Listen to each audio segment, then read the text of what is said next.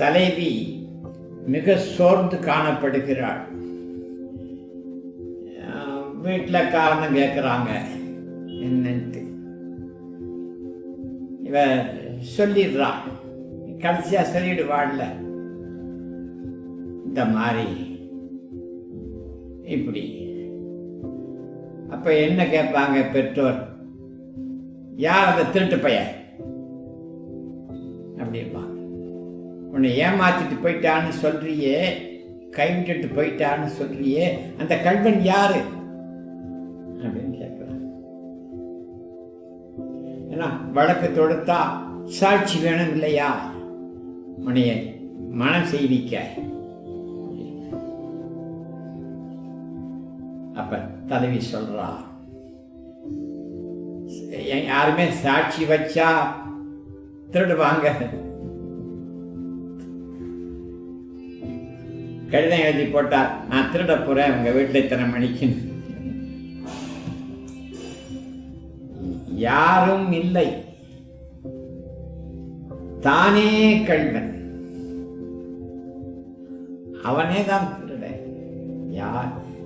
என்னுடைய மணமகன் தான், அவன் தான் திருட. அவனே போய்த்து போய்விட்டா.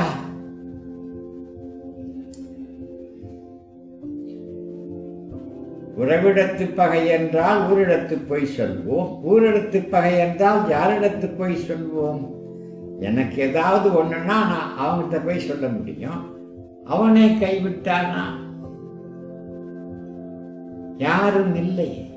அப்போ தானே கள்வன், தான் அவன் பொய்ப்பின் யான் எவன் செய்கோ.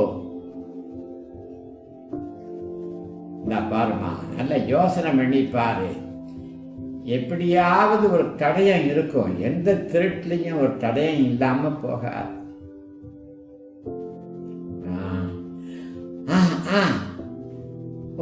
ஒரு தடயம் இருக்கு. என்னது? ஒரு கொக்கு. ஒரு கொக்கு இருக்கு, ஒரு குருகு.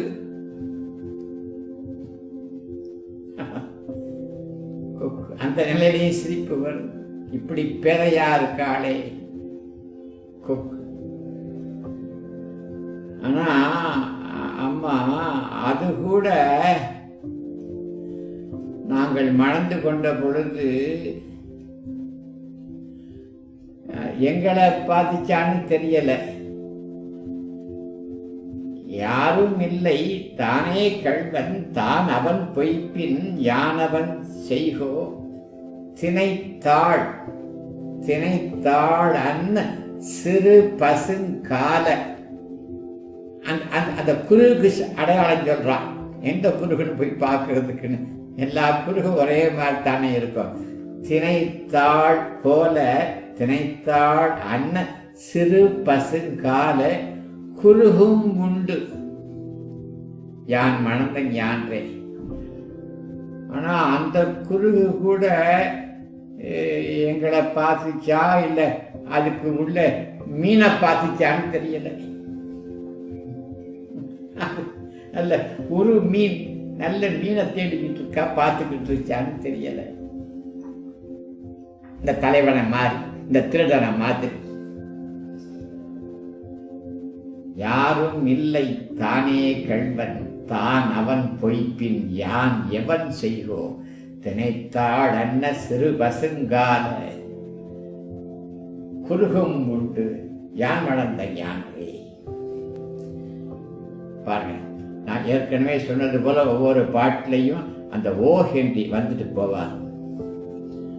சாட்சி இருந்தது. ஒரு கொக்கு குருகு